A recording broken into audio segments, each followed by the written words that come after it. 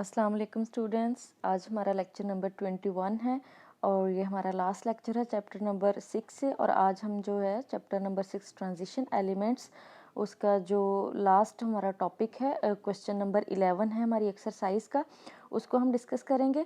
तो जो हमारा क्वेश्चन नंबर 11 है उसमें हम डिस्कस करने जा रहे हैं जी आज नोमेनक्लेचर ऑफ कॉम्प्लेक्स कंपाउंड्स को। ठीक है, तो जो सबसे पहले हम जानते हैं जी कॉम्प्लेक्स कंपाउंड्स क्या होते हैं और फिर उनकी जो नोमेनक्लेचर है या उनकी नेमिंग करने के क्या रूल्स हैं। तो ये है आज का हमारा टॉपिक।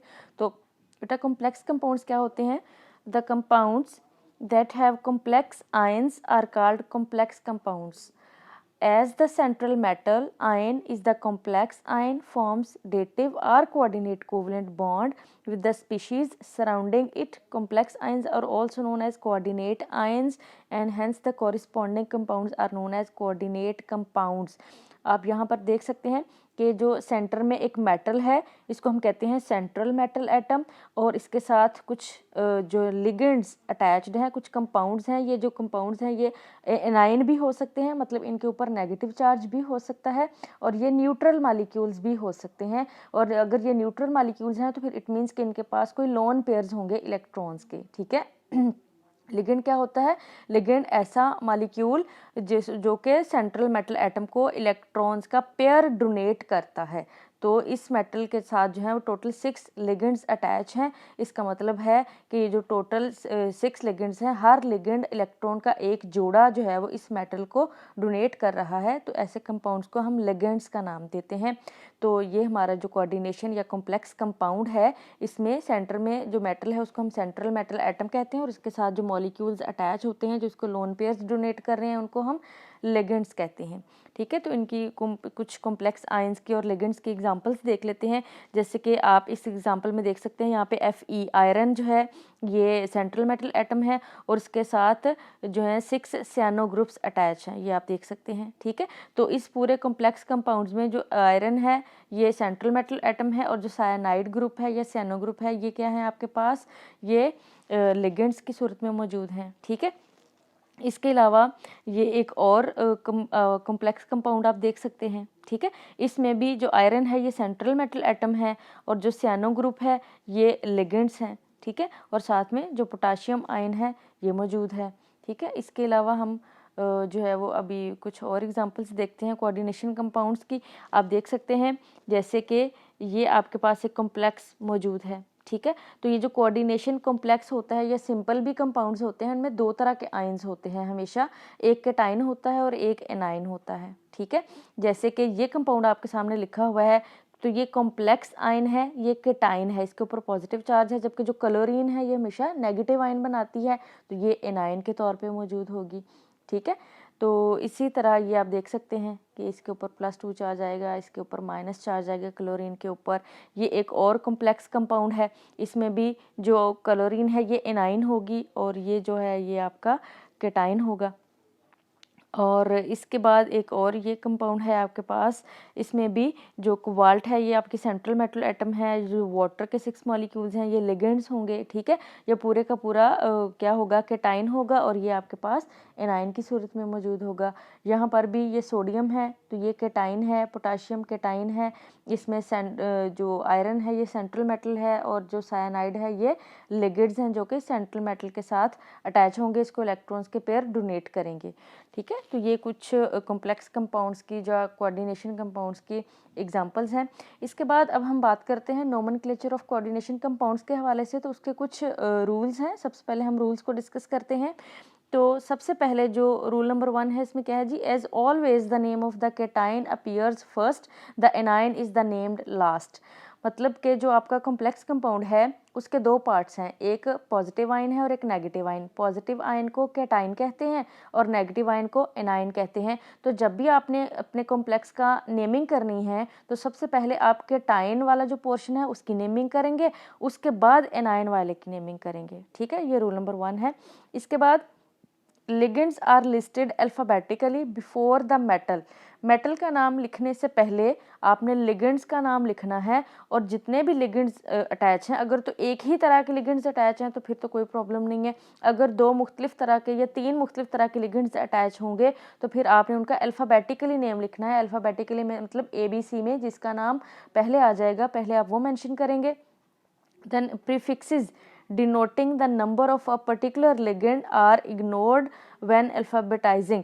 तो जब आपने अल्फ़ाबेटिकली नेम्स लिखने हैं तो इसमें आप जो प्रीफिक्सेस होते हैं डाई या ट्राई जो है इनको आप इग्नोर कर देंगे कि इसमें आपने कौन सा जो है ये पहले लिखना है और कौन सा बाद में। तो जैसे कि अभी हम एक एग्जांपल है उसको देखते हैं। ये हमारे पास एक कंपाउंड है, इसमें दो मुख्तलिफ तरह के लिगेंड्स अटैच हैं। ये जो कोबाल्ट है ये हमारी सेंट्रल मेटल एटम है, और इसके साथ 5 जो हैं वो अमोनिया के लिगेंड्स अटैच हैं, और एक जो है ये क्लोरीन का लिगेंड अटैच है। ठीक है, तो आप इसका नाम देख सकते हैं कि आपने पहले ये आपका केटाइन है और ये जो क्लोरीन है ये एनाइन है, क्लोराइड। ठीक है, तो पहले आपने केटाइन की नेमिंग करनी है, उसके बाद क्लोराइड जो है एनाइन की नेमिंग करनी है। तो नेमिंग करने के जो रूल हैं वो किस तरह से हैं, आपकी जो सेंट्रल मेटल एटम है पहले आपने केटाइन को नेम देना स्टार्ट करना है। ठीक है, तो केटाइन में आपने पहले लिगेंड्स की नेमिंग करनी है, और लिगेंड्स में भी अल्फ़ाबेटिकली आप नेमिंग करेंगे। जैसे कि ये जो अमोनिया ग्रुप है इसको अमाइन कहते हैं, और जो क्लोरीन आपका लिगेंड है इसको क्लोरो कहेंगे। तो लिगेंड्स में भी आगे एक रूल है कि जो लिगेंड्स होते हैं जिनके ऊपर नेगेटिव चार्ज होता है उनको हम क्लोरो, उनके एंड पे ओ की साउंड देते हैं। ठीक है, जबकि जो न्यूट्रल लिगेंड्स होते हैं जैसे कि अमाइन है, अमोनिया है, ये न्यूट्रल लिगेंड है तो इसका नाम अमाइन ही रहेगा, इसको हम अमाइनो नहीं कहेंगे। ठीक है, तो इसी वजह से आप देख सकते हैं 5 अमाइन ग्रुप हैं, तो पेंटा, अमाइन, उसके बाद अगला लिगेंड है जी क्लोरो जो सी से स्टार्ट हो रहा है। तो पहले अमाइन ए से स्टार्ट हो रहा है तो पहले इसका नाम, और जो क्लोरो लिगेंड है ये सी से स्टार्ट हो रहा है तो ABC में सी बाद में आता है, फिर इसका नाम, और इसका नाम हम क्लोरीन या क्लोराइड नहीं लिखेंगे बल्कि क्लोरो लिखेंगे। क्यों? क्योंकि ये नेगेटिव आयन है। ठीक है, नेगेटिव लिगेंड है। ठीक है, तो ये है पेंटा अमाइन क्लोरो। इसके बाद आपने जो आपकी सेंट्रल मेटल है कोबाल्ट, उसका नाम आप एज इट इज़ लिखेंगे क्योंकि जो आपकी कोबाल्ट सेंट्रल मेटल एटम है वो आपके केटाइन में मौजूद है। अगर ये एनाइन में मौजूद होती, आपका जो कॉम्प्लेक्स है ये सारा एनाइन होता, तो फिर हम इस जो कोबाल्ट मेटल है इसका नाम हम कोबाल्ट की बजाय कोबाल्टेट लिखते। मतलब कि अगर आपकी मेटल जो है ये पूरे नेगेटिव कॉम्प्लेक्स में मौजूद होती तो फिर हम इसके नाम के एंड पे 8 का इजाफा कर देते। ठीक है, तो ये भी हमारा रूल है। लेकिन अब हमारा जो सेंट्रल मेटल है ये आपके केटाइन में मौजूद है, पॉजिटिव आयन में, इस वजह से हम इसका नाम जो है सिंपल कोबाल्ट ही लिखेंगे, और एंड पे रोमन में जो हमने इसकी ऑक्सीडेशन स्टेट जो है ये मेंशन कर देनी है, और एंड पे आप लिख देंगे क्लोराइड, और ये इसकी ऑक्सीडेशन स्टेट जो है ये 3 है। ये किस तरह से हमें पता चला, जैसे कि आप यहाँ देख सकते हैं जो अमाइन है अभी मैंने बताया कि ये एक न्यूट्रल लिगेंड है। ठीक है, इसके ऊपर कोई चार्ज नहीं है, और जो क्लोरीन है एक, इसके ऊपर -1 चार्ज है, और यहाँ पर ये जो बाहर 2 क्लोरीन है हर क्लोरीन के ऊपर -1 चार्ज है, तो टोटल 3 क्लोरीन्स है।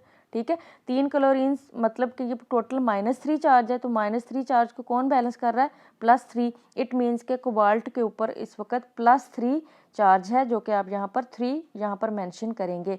तो इस तरह से जो कॉम्प्लेक्स कंपाउंड है उसकी हम नेमिंग कर सकते हैं। कोबाल्ट की ऑक्सीडेशन स्टेट आप देख सकते हैं ये -3 है, और जो क्लोराइड है ये नेगेटिव लिगेंड है, और ये जो 5 अमोनिया के लिगेंड्स हैं तो ये न्यूट्रल लिगेंड है।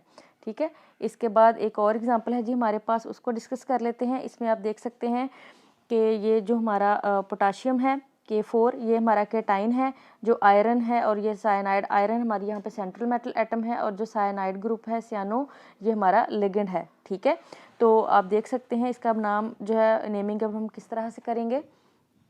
Each ligand carries a -1 charge. ये जो लिगेंड है आपका एक ही तरह का लिगेंड है, तो लेकिन टोटल 6 हैं ये अपने तादाद में, तो जो साइनाइड ग्रुप है इसके ऊपर -1 चार्ज होता है, तो इसका मतलब है 6 सियानो ग्रुप अटैच हैं तो -6 चार्ज होगा। ठीक है, the complex ion has a -4 charge. और ये जो पूरा आपका कॉम्प्लेक्स आयन होगा इसके ऊपर कितना चार्ज होगा, -4 चार्ज होगा, balancing 4 potassium positive ions. The oxidation number of iron must be +2.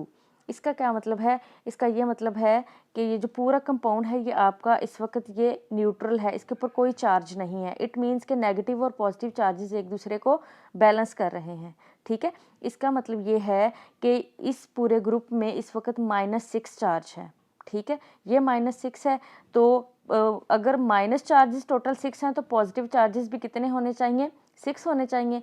तो 4 पॉजिटिव चार्जेस तो ये हैं, क्योंकि जो एक पोटाशियम है उसके ऊपर +1 चार्ज है, तो 4 पोटाशियम का चार्ज कितना होगा, +4। तो +4 में और कितने प्लस करेंगे तो +6 बनेगा, +2। इट मीन्स कि ये जो आयरन मेटल है यहाँ पे सेंट्रल मेटल, इसके ऊपर ऑक्सीडेशन स्टेट +2 है। तो ये +4 और ये +2 मिलके बन जाएंगे +6। ये पूरे का पूरा +6 इस -6 को कैंसिल करता है। इस वजह से पूरे कम्प्लेक्स के ऊपर इस टाइम आपको कोई चार्ज नज़र नहीं आ रहा। तो इस तरह से हम सेंट्रल मेटल जो है उसकी ऑक्सीडेशन स्टेट जो है ये फाइंड कर लेते हैं। अब दूसरी बात है कि इसका नाम हम कैसे लिखेंगे। तो जो रूल था, रूल नंबर 1, कि सबसे पहले आपने केटाइन को नाम देना है। जो केटाइन है हमारा पोटाशियम है, वो है जी पोटाशियम, आपने उसको एज इट इज़ नेम कर लेना है।